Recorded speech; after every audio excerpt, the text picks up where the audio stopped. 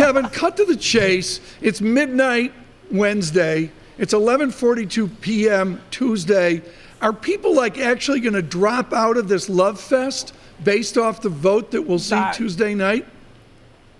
The love fest is over. It's more like a slugfest up here in snowy, rainy New Hampshire. Look, I think you are going to see some pressure, Tom, on some of the candidates to drop out. I've got my eye on Senator Amy Klobuchar. I went to her rally yesterday. She seems to have some momentum. The question now becomes whether or not the other candidates who have sharpened their attacks against former South Bend Mayor Pete Buttigieg, whether that will stunt some of his momentum that we've seen him have since the Iowa caucus. Senator Bernie Sanders, according to the Boston Globe poll, still very much in the front runner status.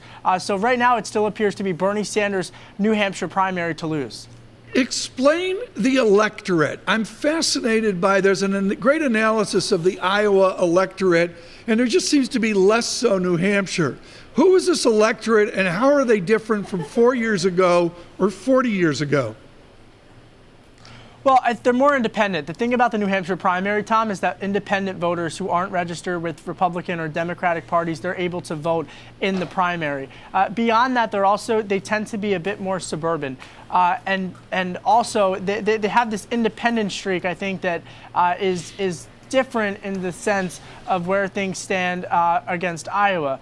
So the race remains incredibly fluid. The Monmouth University poll last week had 49% of the electorate still making up their mind. When I was talking to voters, still many of them said that they are undecided. So why, Kevin? Why are so many people still so undecided?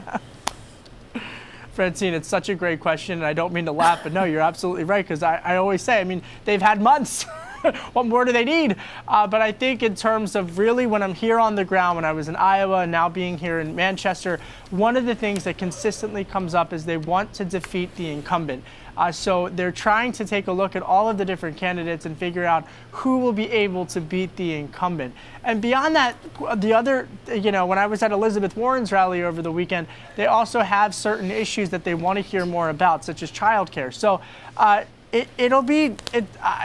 think it's Bernie Sanders still very much leading the pack, but the pressure on who drops out. Can Biden finish third? Can Biden finish second? On Friday night, he tried to he reset expectations, but we're getting into this thing, and if Bernie Sanders comes out of this 2-0 out of the early primary states, then that's a really good sign for Bernie Sanders. But Kevin, are we still asking ourselves, who can beat Trump on a national level?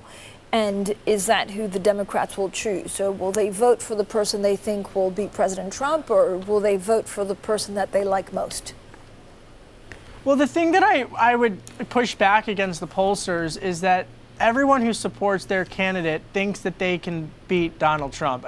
Bernie Sanders supporters aren't voting for Bernie Sanders because they think he'll lose against Trump. They think that he can win. And ditto for Joe Biden. So that argument becomes a moot point in terms of that.